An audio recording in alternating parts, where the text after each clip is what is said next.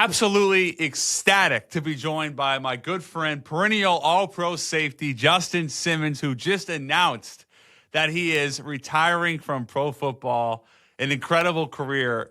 How many messages did you get, Jay, after you announced it with the Broncos that you were calling it a career? Brother, first of all, thank you so much for having me on.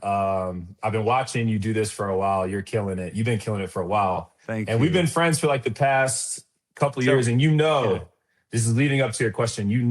I'm not great with my phone. Like it takes me a while to text people back. Yeah. So, dude, I've had the same phone number since my freshman year in high school.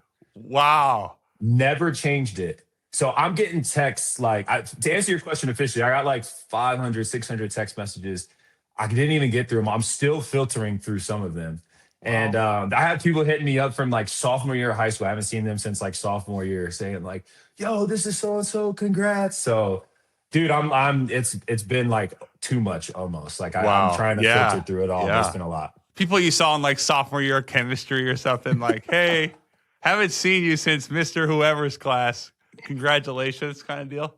Dude, yes, like the whole nine. Like it's just been but the support has been man, like so overwhelmingly positive. Like I can't explain like the fact that people, and I appreciate those people, right? Like there's people I talk to like maybe on like a yearly, bi-yearly basis, like if something comes up or if they're traveling out to Colorado and I'm out here. But the people that I haven't talked to, since high school or even middle school or whatever and reached out, man, that means a lot because, we did life before, the NFL has even happened, and it just means a lot that people took the time out of their day to text back. So I'm trying my best to work through all that stuff. Jay, you were out of football last year, but it was not because you didn't have interest. How close were you to taking an offer, and who had the most interest? I was talking with Carolina most of this season. Ejiro Evero was my DC for 1 year in the 22 season. And I loved his defense. And, we were talking back and forth. One of my DB coaches actually was out there too, Ronaldo Hill. I was with him maybe for maybe 2 years. That was during like the beginning stages of like Vic Fangio and then like the end stage of Vance Joseph when he was first there, if I remember correctly. But so I was talking to them throughout most of the season, and we were just kind of going back and forth, trying to get numbers right, but also, just talking like scheme and what's going to be asked of me if I'm coming in there and trying to lead and do all the things. And so it ended up just not working out. And there were a few other teams that were interested, but we wanted to make sure, because what happened in Atlanta was it was hard on my family. That was like the biggest thing. And so I wanted to make sure like wherever we ended up, we had a legitimate chance to make a big push to go win the Lombardi. And so I wasn't just going to jump on any team we could, because there might have been like 3 or 4 teams we could have easily signed with, Carolina being one of them. But we were just being picky. It didn't end up working out. And honestly, like the whole season when I was sitting there training, but still watching guys play, I was content. And it was okay. Content. So I was content, man. Yeah, it was fun. I got to go to, I tell everybody like when I'm doing these like interviews, like, man, I got to go to recitals for the first time, Jay. I got to go to my girls, my oldest like basketball games and even practices. I got to be involved with like their lives, it feels like, for the first time. And I loved that way more than I was loving like being at the facility for the first time, it felt like. So it was just time for me. Were you surprised at how content you were in terms of the family life, obviously, but really just that you weren't playing football for the first time in your life? Were you surprised that you felt okay about that? Bro, I was so surprised. Like, I didn't think, because I feel like I could play physically like another 2 to 3 years, at least like at the level that I've been playing. Could I continue to like slowly streak that out into like 1 year deals and do the whole 9? Of course, I feel like I could, but I feel like 2 more years at like playing like top football I could do. But when I was on the couch, like watching the games on Sunday, I'm watching, Scott Hansen on NFL Red Zone. Really my first time getting to do that. I was like, man, this is kind of fun. Like I'm bouncing around watching games, kind of still like game prepping in my head. Like, okay, they like to do these. Let's see if that shows up next week. Yep, there it is, concept wise. But it was also just fun because I like my oldest, she just turned 8, and she would come downstairs and watch with me on the couch, and she's like so wise beyond her years already. She's like, "Dad, do you already miss it?" Like as if I already retired because Wow. she doesn't know. She's like, Right. "They're playing, you're not playing." And so I was surprised, bro. And that bonding time I had with her, man, it really made up for like missing that. And of course, I'm gonna miss like the locker room, running out into the stadium, like game day, the whole Yeah. nine. The juice. Yeah. Yeah, the juice. But right now, I'm content and I'm loving where I'm at with my family. Patrick Mahomes will go down as one of the greatest quarterbacks in NFL history. Yeah. You intercepted him 6 times. Was there a different energy or feel when you faced him that you felt? I felt so. Yes, to answer your question, like of course those divisional games, and of course divisional games, but like in your division, like the AFC West, those were always like highlighted for us. The Chiefs, the Chargers, the Raiders, like you always wanted to have a little bit more umph in those games. Yeah. And obviously, back to my rookie season, the first time I played the Chiefs was Alex Smith, the Christmas game, and we got destroyed. It was not a close game. Really embarrassing. Then the second game we played, we were already out of the hunt, and the Chiefs had already won the division, so they sat Alex Smith and they played Patrick Mahomes. Right. And I didn't play that game, but I watched from the suite and saw that he was just like, oh, this guy's going to be a problem. Like just from, and I think a lot of people saw that. And so really from that moment, I was like, okay, I gotta be on it when we get ready to play the Chiefs, because this looks like the team to beat. They were in the run even the year before when Denver won the Super Bowl in 2015. Yeah. Denver they beat them both times, and they obviously they won that matchup. So, but yeah, playing against Mahomes, man, it was just the prep that you needed to have, and the not even awareness, but just like the mental focus that you needed to have to play against him. Travis Kelce, Tyreek Hill when he was there, they just had all these Andy weapons. Reid. And Andy Reid, right? Like knowing how to plug guys in. The mental sharpness that you needed to have and focus was it needed to be elevated, or else they were going to expose you. So you felt that against Mahomes, like obviously there's the physical gifts, but you felt like the mental side of it, even as a very young player, that he was different. Oh yeah. Yeah. And what made him different, and I wasn't picking up on that maybe the first 2 years we played him. But every year afterwards, like, and I think that's part of their drop off right now. It seems like they just haven't been as productive as an offense, I would say, at least this past season. And I know he got hurt, last year, but even the season before, they weren't necessarily as explosive as we're used to seeing. Maybe still winning close games, but not as explosive offensively. But the reason why they were so different is because we always said it's not the first 3 to 4 seconds of the play. It's the last 3 to 4 seconds of the play, because, they do their like quick game and all the things. But like when the play is dead and he starts scrambling, these guys just know how to get open. It's like they just played backyard football. Like forget what the original play call was. They just playing backyard football, and he had the arm talent to sidearm it.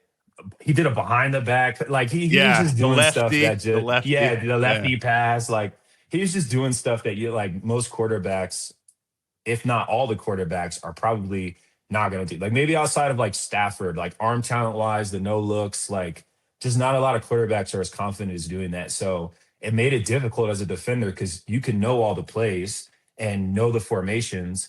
And the one that was the best at it was Kelce. Like if you were playing inside leverage, him and Mahomes were so locked in that he would just break off his route and run something else. And they knew that. Right. Like it's just crazy. And that's the kind of stuff that you couldn't really prepare for. I guess they're creating off of basically creating offense out of thin air. Yeah, that's literally the stuff that you know what I'm saying, that you could prep. Like the perfect example, and people have like went back and looked at it, but that Buffalo Kansas City game, I don't even remember what year was that. 21 the playoff game? Yes, in Kansas City, right? Yeah, and so like that game where Kelce like signaled to Mahomes before the play, he's like, I know what I'm supposed to run, but like, trust me here. Like this Yeah. guy's going, like they looked at each other and they just knew without saying it. And that's where he zipped the ball to Kelsey and he gained, remember, he had like that, like, I don't know, 30-yard gain, It was right. It was slid to in kick the time, field goal. Yeah. kicked the field goal. Yes. Yeah. And it was just Oh, like, yeah. dude, like no other team for the most part is doing that. Like you have your Right. set route in the huddle, you're gonna run the route, and it kind of caught Buffalo by surprise. But that's just the legendary connection that those two have, and Yeah. that's hard. It's hard to guard. What made you the best at getting him, and how did you sort of get under his skin, maybe more than others? Bro, so the first thing, like having success against Pat, it helped that I got to play him twice a year.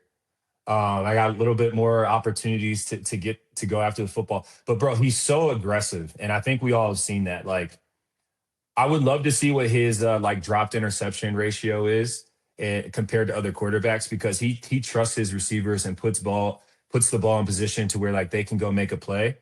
And if you're just around the football, and I try to position myself to be around the football as much as possible, and you just cash in on the opportunity, you have a chance. And so that was yeah, I know that's like everyone always brings up is the picks against Mahomes, but that honestly was like the recipe is just like know that he's going to extend the play and just be around a receiver because he's going to throw it to him and he thinks like they're going to make the play over you. Steve Atwater, he's a great Bronco safety in the Hall of Fame. Have you thought about Canton, Justin, and what that would mean to you? Like, how important is the Hall for you and your family?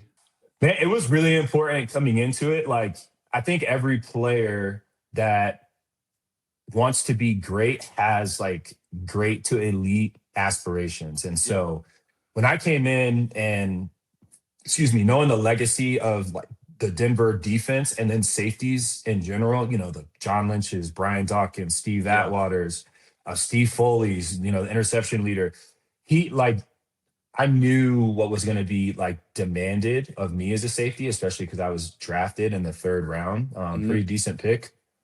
And so I came in with the no-fly zone. I'm like, okay, like I'm going to have big goals for myself because I have all the tools. I came in with Wade Phillips, Vance Joseph, I had for a DC, Vic Fangio, you know what I mean? Like I had all these great minds around me. So I'm like, yeah, this is definitely the goal. Unfortunately, I think my resume falls short. I think had there been more team success, I think there had been an opportunity to play in more primetime games and then have a chance to have, like more eyes on you to watch you be productive. Because the guys, and I went up against like really great safeties just in my era. Tyrann Mathieu, I caught Eric Berry towards the end of his career. Earl Thomas towards the end of his career. Yeah. Yep. But like Minkah Fitzpatrick is, has a chance. Derwin James has a chance. And so like, Kevin Byard has I'm playing every year. I'm going up against these guys. And for the most part, their teams are always doing well. So they're getting the more primetime slots and you're getting the notoriety. Our teams over the years we fell a little bit short. Some of the games I wish I would have had bigger games in. I think would have helped too, but I think I fell just short of that goal and that mark. But I'm okay because falling just short of that, I can say like I did my best. And I mean, at the end of the day, that's all you can really ask for. Jay, when you look back on your legendary career, what's the first play you'll remember?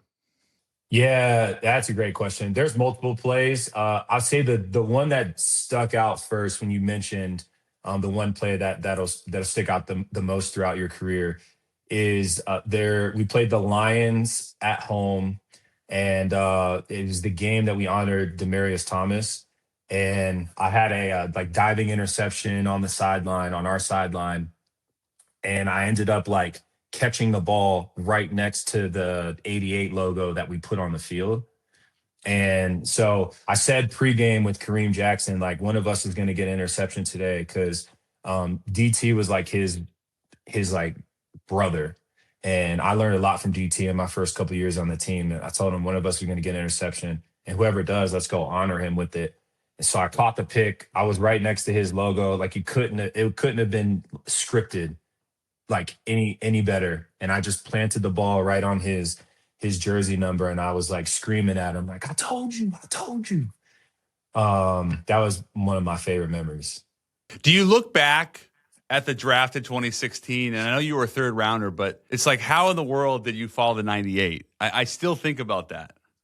Yeah, I'm not like Amon Ra where I can like list off every safety Right. that went before me.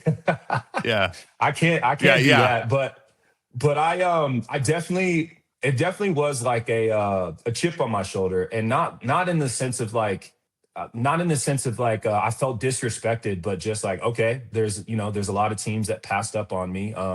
Even Denver in the earlier rounds, Yeah, of like course. went a different route, and I was there, and they were able to claim me. So I wanted to prove myself over the years. And like I said, I took that as a challenge, and then I really wanted to soak up the knowledge that I was receiving from an early age. So, I mean, Aqib, Chris Harris, T.J. Ward, Darian Stewart, Bradley Roby. I mean, I Yeah. was like watching every single thing that those guys did, film wise, recovery wise, practice habit wise, weight room wise. And I wasn't like copying it, but I was taking bits and pieces and just Implementing. formulating my own, just making my own deal out of it.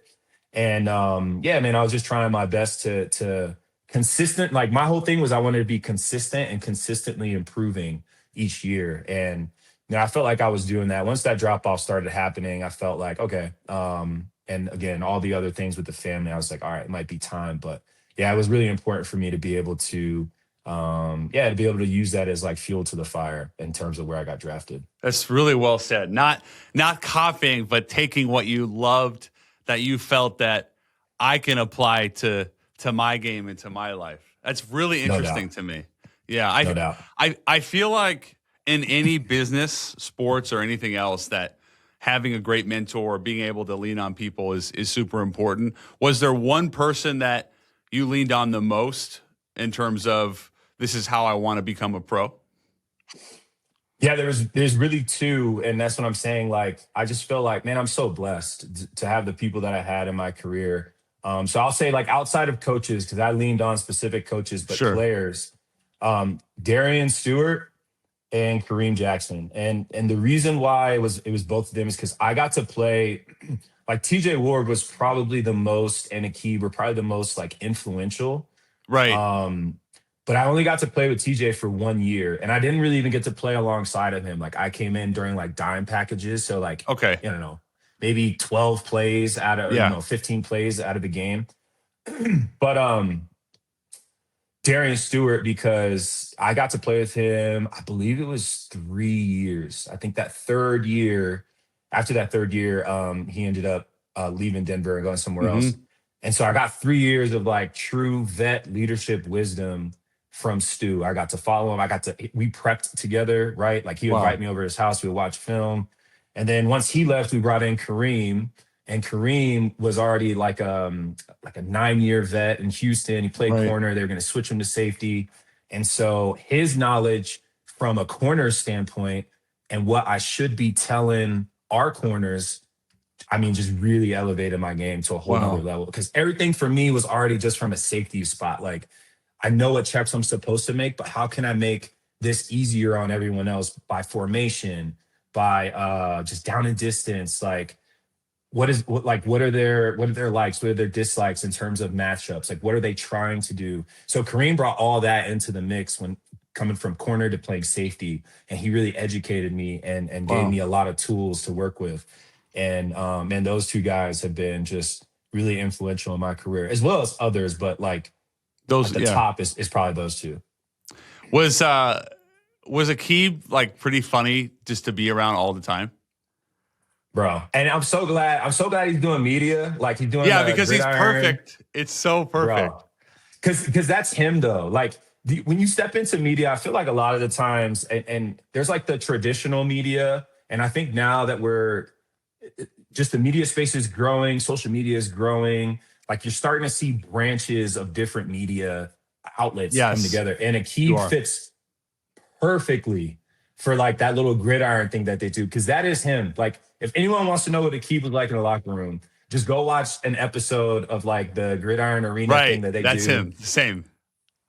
I have so many just like funny Aqib stories, and they're just like, it's so funny watching him now on TV, because I'm like, this is literally him. Like you guys are seeing it right now. It's so What great. would be like a really funny one that you'll remember and regard with such high praise well beyond your Bro, playing days?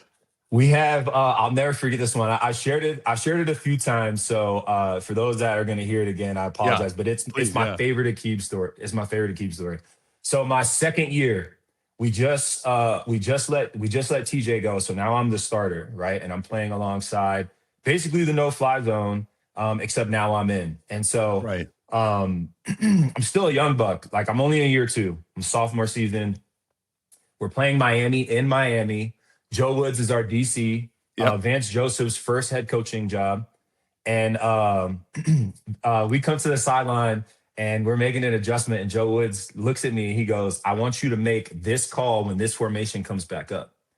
And so then he walks away and Aqib's sitting next to me. Aqib goes, we're not doing that. We're going to run this instead.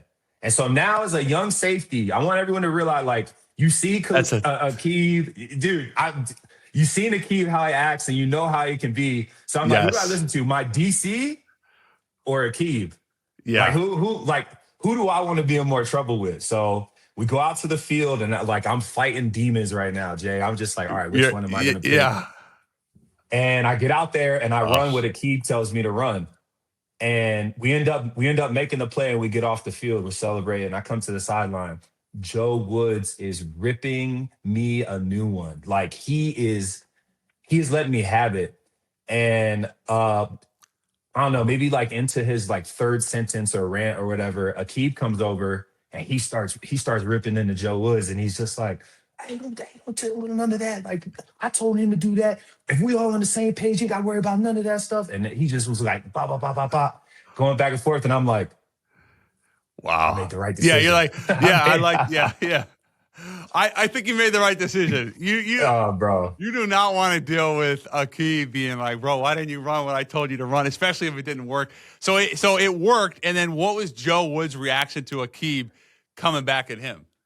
He thought, so Joe Woods has so much respect for, guys that have done it and have earned that. Like Aqib has obviously earned the respect of any coach in the NFL. So I'm still a young buck. I got to earn that. So Joe thought I went AWOL and just did my own thing. Right. That's like the worst thing you want. The last thing you want as a coach, right? So once they hashed it out, Joe came back over and he was like, hey, next time we just need to communicate better, because if Aqib and them see something different, that's what we're gonna go do, because y'all are the ones out there playing. So they squashed that easy. Joe Woods is one of my favorite coaches. And I think he was just like, you're not gonna be doing your own stuff out there. Like you're gonna run what I tell you to run. Right. You're gonna run what I tell you. Okay. Exactly. Wow. But he was cool that is a hell of a story. So Christian Parker, speaking of coaches, he's now the Cowboys DC. Yeah. I believe he was your DB's coach in Denver from 21 to 23. Talk to me about him, because there's a lot of really excited people in Dallas about Christian Parker and what he brings to the table as a young coach. Oh, yeah, they should be excited.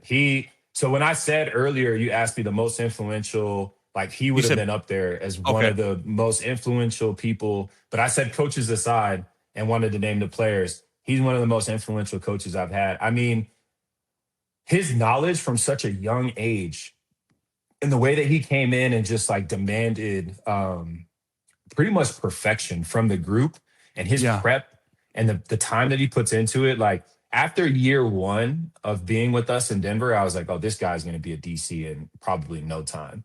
And then, I mean, just follow the trail for him, right? Like Denver, even though we weren't winning games, our secondary play would have been up there with some of the best. Yeah. And then he goes to Philly. They win a Super Bowl. Their secondary play is up there for one of the best. Yeah. Right. And then now he has a chance to go be a DC. And I really liked that they got Downs. I think that his versatility and what I know CP wants to run, because he comes from that like Vic Fangio style, he'll add his own flavor to it. But the fact that he has someone, because if you look, like J-Mac in Denver is a CP product. Like, I'm not saying like he handpicked him and did the whole thing. Sure, but McMillan is, I get you. He's playing lights out. And a lot of that is because of the preparation and all the things that he's learned from CP. Transition to Philly, Cooper, DeJean at that nickel spot. only 3 years in, but his first year, like he's one of the best players, Yeah. at that position. And And Quinyon then Mitchell. and Quinyon Mitchell, when he drafted him, right, to play corner, like already one of the best. I'm just saying, like his eye for detail and preparation, execution has to be some of the best I've seen. So, Caleb Downs, like having the chance to go to Dallas, and it's not the fact that he went to Dallas; it's who he's going to be coached by. Right. I think he's gonna be a great addition. I don't know how they're gonna use him. That's CP's job, but they're gonna do a really good job. So Dallas should be excited, man. He's one of the best coaches I've had. And Downs, because I don't know how to evaluate safety play. Downs, one of his trademarks, right, is his intelligence and his just football acumen and versatility. And your sense is that CP will really be able to maximize that. Oh yeah, I think he looks for certain qualities in like corners, safeties, and he'll figure out if he can move people around. I think Right. Downs is the one guy, and I didn't pay attention too much to be totally honest, Jay, and like all the safety prospects coming out of college, but I do know in watching some of Ohio State, because they always play on big time games, he's super versatile, and in order to be versatile, you have to be intelligent in some way, shape, form, or fashion. Right. And so I think that's what's really intriguing for a guy like CP, is because he knows this guy can handle maybe a heavier workload than somebody that's just played the high post, all 4 years of college, or just played in the box all 4 years of college, or just played one scheme. Like Caleb Downs was used in a lot of different ways: dime, nickel, safety, free safety. So I think that's what they're going to be able to utilize for him. And you obviously don't want to overload him, even if he's intelligent, but I think they're going to be able to do that with him. Patrick Surtain's already been Defensive Player of the Year. He's still so young. What is the upside? What's the ceiling for him as a football player, knowing how great he's already become? Yeah, I think he has a chance to be his own. I don't know how else to say it other than like he has the chance to be like his own version of this generation's GOAT, but like Deion Sanders type of. You know what I mean? Like the generation before is going to say, like obviously like before is going to say Deion was the best. And then like you fast forward and everyone's like, man, if Darrelle Revis played when Deion played, it wouldn't even be close. Like, Revis is the best. And there's some that's like Champ Bailey is the absolute GOAT, right? And so that's what I'm saying. Like Pat's upside right now is the fact that he has the chance to solidify himself in this era of football, of saying like undisputed the best. I mean, there's teams don't even throw. He'll have a game with like, 2 tackles, no pass breakups. Right. And if you go watch the tape, he's guarding the best player and they're just not throwing the ball to him. And that's just, I've seen that like on like, I don't know, like highlight tapes, but seeing it in person and getting the chance to play with them, I mean, he's one of one, and everyone sees that. So he has a chance to be in that type of conversation. You talked earlier about if you're versatile, it means you're really intelligent. So is Pat's, I want to say, is his superpower his versatility or his intelligence? It feels to me like he has multiple superpowers. Like there's nothing he doesn't do great. Is that fair? Yeah, I think he does everything at just like an elite level. Like he even came in polished. It was the craziest thing.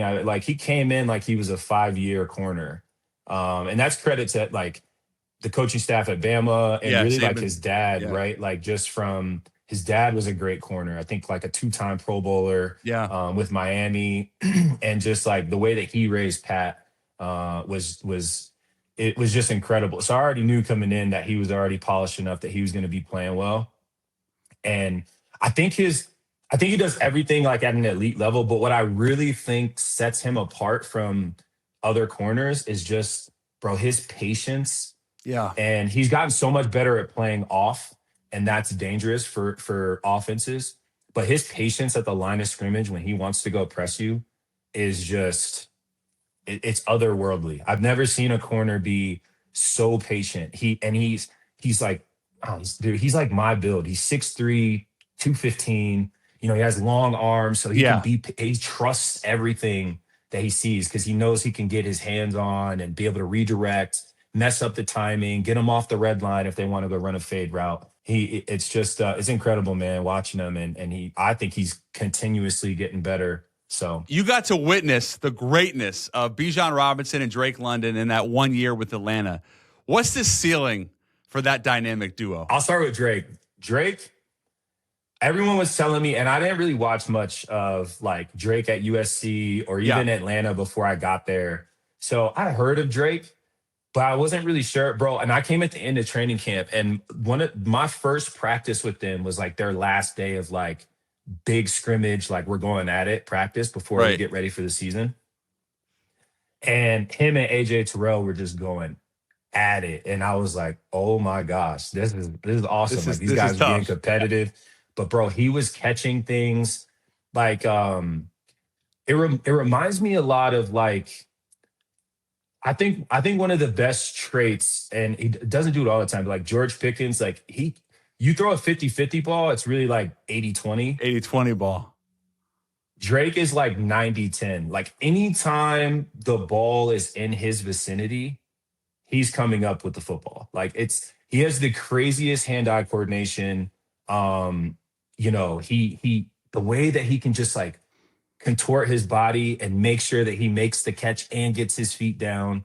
And he's a basketball background guy. So great. He was a great high school basketball player. Yeah. Bro, he knows how to go like high point the football. That's what I mean. Like he's just, I don't know if I've seen that in terms of like consistent. Maybe like kind of like DT ish. Demaryius, yeah. But dude, I don't know if I've seen that before. So Drake, I don't know if I can necessarily put like a ceiling, like what's like his upside ceiling wise and all that. Maybe it's like a DT comparison. But dude, Drake is he's really one of those. And then I mean Bijan, like have you been out to an Atlanta practice and seen Bijan in person? I'm sure you've been to games, but so I haven't.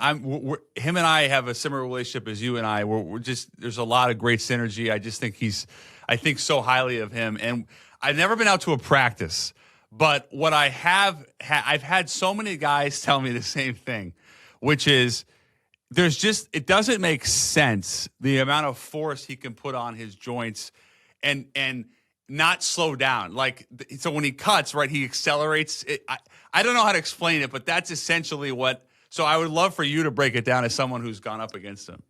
No, I mean, what you said is exactly that. Like, it's hard to explain because like my mind can't wrap around doing that physically. Like, I just can't I can't picture myself being able to stop full speed like that and be able to gather all my energy into one like muscle group and then to explode and do it again. That's why I was asking, like, everyone that has seen Bijan like on TV or things like, I'm telling you, it doesn't even do it justice. You got to see it in person and practice. Like, they compete in practice when I was there with Raw, and I'm sure they're still competing, but like watching him cut on a dime and the way that he's able to like set up and slip tackles and just make defenders look silly. I mean, it's one of the craziest things I've ever seen. I mean, what he did last year and the fact that he was able to like it felt like break runs consistently, bro. It was up there with like, I think him and Jahmyr Gibbs were. Yeah, they were so explosive. Yeah. It was just insane watching what those two were doing. And it's a different type of explosiveness, but Bijan is one of, if not arguably, the best running back in football right now. He is truly one of one. And the thing I love most about him and Drake, and really it's like most of the guys there, Jesse Bates too, like they're the most humble and like nicest. Do you know that? Like, just from the relationships that you have with them, like, and I think I appreciate that just as much as like their spitting game. You know, like they're handing down their game, their knowledge to some of the younger guys. They're always taking time and doing extra work. Like the way that they treat the fans when they do like community stuff. Like, they're some of the best dudes, and that makes it even better that they're tremendous players, and I love that for them. So hope they keep having success. And what you just said is how everyone talks about Justin Simmons. The same. No, I appreciate the exact same, you know, and I think that says a lot about you as a person and your career and everything you've done off the field. You're now retired, but when you look at the future of the NFL, what do you think of what the league is doing with such a push for the international, as well as the potential to play 18 games, playing on all these different days? Is that a good thing or a bad thing? I'll say from a player's standpoint, and I'm not going to speak for all players, but for adding that extra game, and we're pushing for player safety and health, and we're doing the whole nine. It's just no. It's hard on guys' bodies, and there's coaches out there that still have like that old school mentality, and it's like we got to practice, like we got to go hard, we got to hit, you got to get your body calloused enough to be able.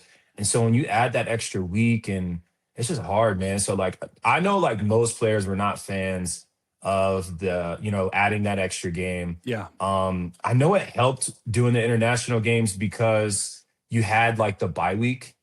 Right. So you knew you were going to be able to have that like your next week was going to be your bye week. And some teams opt out of that. They're like, yeah, we're going to play and then we're going to go back and we're going to play again. And I know they're adding more, like you said, like more international games. Just and I'm more. Sure more teams are going to be doing it. And I don't know, because you can't add like another bye week. It extends the season and extends a whole bunch of other things.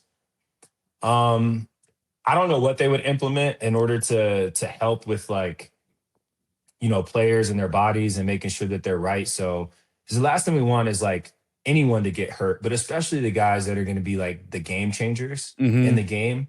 Yeah, it's tough, man. So, I was a fan of just like the one international game, the bye week after it.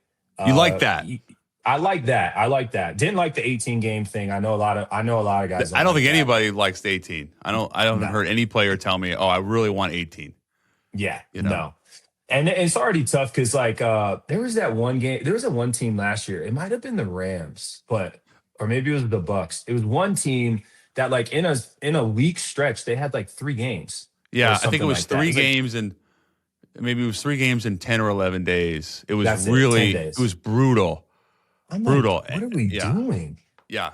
That's hard on guys' bodies, man. Even if you're like, well, just do walkthroughs and stuff like that. Like for most guys that like to get your body back right, to be able to go out and execute and play at a high level, you need that full week. And over the course of, once we get into like week 9, week 10, you slowly start deteriorating over the season. It doesn't matter if you keep doing the same prep and you do walkthroughs instead of full practices. It's just difficult. So I don't know, man. I know there are a lot of things that the NFL has done well. There's a lot of things that I know a lot of people question, but one of them for sure is adding extra international games. And then obviously adding that 18th game is, it's tough. Yeah. I as someone who's very pro player, I can't imagine the upside outweighing the negative when it comes to added games. It's just that 17th game was a big deal and now to go to 18. You mentioned like week 9, week 10. Is that about what you felt like the second half of the season where no one's really healthy, even if they're like healthy per se? Oh yeah, no one's like when teams are getting to the playoffs. It's about who has like maintained the best because no one's going to be healthy. Right. So like you're obviously a lot of that is on the players, like what you're eating throughout the season, what you're consuming, your sleep schedule, like a lot of that stuff is on the players. A lot of that as well is going to be on like the nutrition staff and the medical staff and obviously the weight room staff. Right. And like how you're implementing, your program and what you want your team to look like. But yeah, once you're getting into like week like 10, 11, yeah, you're, and especially if you're going up, like there is such a thing as like physical teams and then like like more finesse teams. Yeah.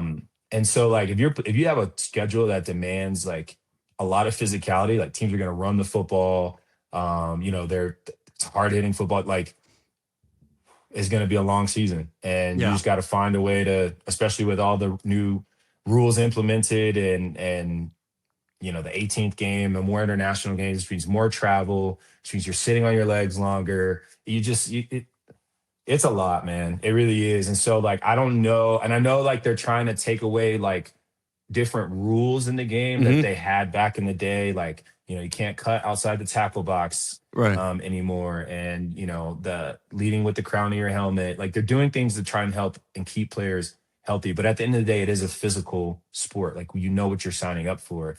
Just adding more games is like not ideal. I want to play one game. This is like quick. It's a fun game. I'm going to give you keep 4, cut 4. Oh, here we go. These games. Yeah. Okay. Yeah. These. All right. So hold on. So I have 8. Keep 4, cut 4. Yeah. Yeah. But I'm going to give you one at a time. Yep. I know how this goes. I got you. So I'm in big trouble here. Yeah. This is tough. Already. I'm going to start with, these are all great players. Kyle Hamilton. I know where we're going with this. K-Ham's one of the best right now. I know where this list is going. I really do. Because you know how elite all these dudes are. I know where this list is going. But right now, I'm throwing them in the keep category. I'm gonna keep them. I know where this list is going. I'm gonna be in big trouble. Eric Berry. I knew where this is going. EB, I'm sorry, brother. I might have to throw him in the.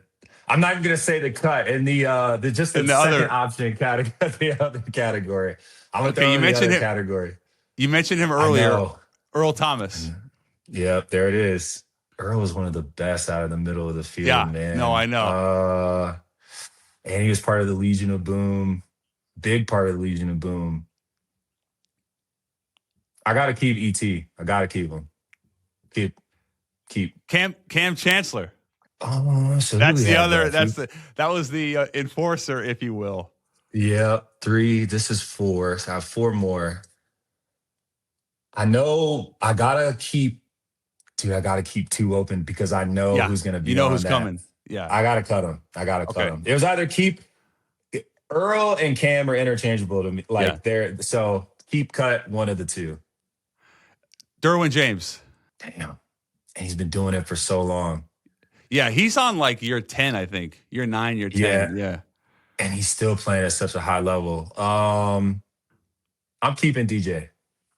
And what do you love about him? Again, versatility. His versatility, but also like he is like a Tyrann Mathieu in terms of like he'll just go play you straight up one-on-one. Yeah. And like a lot of guys don't do that in the NFL. And so but it also wins the matchup. But his versatility and how he does that, like they lean on him so much for a bunch of different reasons.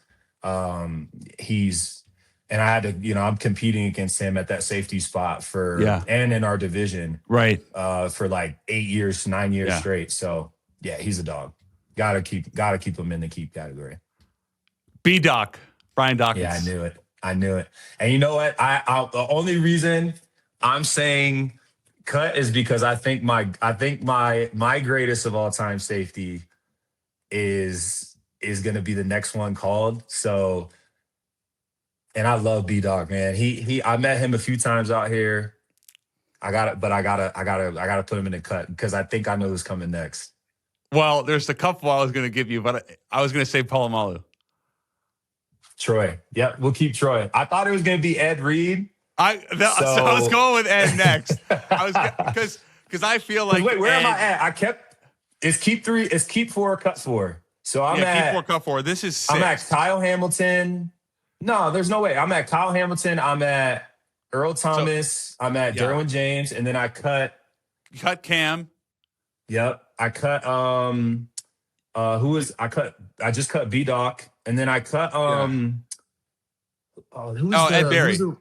Eric Berry. So I'm sorry, Eric Berry. You cut Eric Berry. Yeah. So now you have two left to keep. Is that right? I have 1 keep and 1 cut. Okay, so the next is Ed Reed. Okay, so I thought Troy was the last one. So Ed Reed I'm putting in the keep, and I unfortunately have to cut Troy Polamalu. That is that's tough blind devastating. Ranking. Tough blind ranking. I mean, would I cut what? 4 Hall of Famers. You cut 4 Hall of Fame. Well, I don't think Cam's not in the Hall of Fame. Not say he wouldn't be, but oh, he's not okay. But at least he's not yet. If he's going to be in there, yeah. But at least cut 3. and I kept two. I think DJ has a good chance also, but I didn't have obviously Kyle Hamilton. That's a tough one because obviously you're like, he's on the trajectory, but Troy Polamalu, Brian Dawkins, like obviously those guys have had the resume and it's better, but I love K Ham's game, man. I do. Is that 8? I want to make sure. Is that 8? I think so. It is. Yeah, we kept. Yeah, that's 8. Yeah, that's 8. That's 8. It's 8. Okay, so Yeah, then the hardest. This might be even harder. Is what is Justin Simmons' Mount Rushmore of safeties? Oh yeah, that's a good one. So Ed Reed's on there. Ed Reed's on there, no doubt. So this is more. This is top 4. You don't even have to rank them. But yeah, this is more like Mount Rushmore. Like this is no doubt. So Ed Reed for sure. Bob Sanders is going to be Iowa on my Mount Rushmore. Yes, I love Bob Sanders is going to be on my Mount Rushmore. I gotta go, and I want to make sure I'm really thinking about this. I gotta go Earl, and I just have a different type of like love and respect for guys that went to go get the football. So, my Mount Rushmore, like putting Earl on there, I know a lot of people are there, but just him out of the center of the field was insane when he did it. And then, bro, my last one, Mount Rushmore, like iconic, in my opinion, from what I watched, changed football, Brian Dawkins has to be. And like Brian Dawkins, Troy Polamalu, like that to me would have been like kind of like the battle for it. But yeah, I'm being a little biased because I know B-Doc. So I will go Dawkins. That's my 4. You mentioned Sanders, a guy that doesn't get a lot of love. He had a terrible injury which shortened his career. But Bob Sanders was sensational. Go back to him and what you love about him. Yeah, so like I can remember watching him and his highlights, and I think he just brought a different intensity level. Like like everyone talks about like B-Doc and like Weapon X. Excuse me, but I thought like watching Bob Sanders and what he did, it made me think like, oh, maybe I need to change the way I play the game. And anyone that like I said, like iconically in my mind does that, I think deserves to be on your like Mount Rushmore of like Hall of Fame. So it would be like comparing. I mean, it's not a great comparison, so I'm not even going to do that. But I'm just saying, like when I got to watch Bob Sanders, man, and what he did and how he did it, and that's the other factor. You can only do it what's on their resume, but the fact that he did get hurt, I would love to see like Derrick Rose. Like I would love to see what they could have kept doing if there was like no injury, because his trajectory was it was insane, and he was just a dog. So I just loved like that like dog mentality that he brought. I was one of the best. If you were commissioner for one day, what would you do? I would get rid of the 18th game, and that's the first thing that I would do. What else would I do? I mean, at least getting rid of 18 is way better than having 18. But yeah, I would go back to 16. That would be like the number. Oh, and you know what? I would make teams get rid of the franchise tag. I would do both of those. Want to say thank you again to Justin Simmons, my dear friend and 6-time All-Pro, truly a Broncos great, for joining the Schultz Report today. It's been such a pleasure having you on, my man, and I look forward to seeing what's next. Yeah, nah, Jay, I appreciate you, man. You're killing it in every aspect of your career, so it's an honor to be able to come on and chop it up from one friend to another. So you made this really fun and super easy, and appreciate your time, man.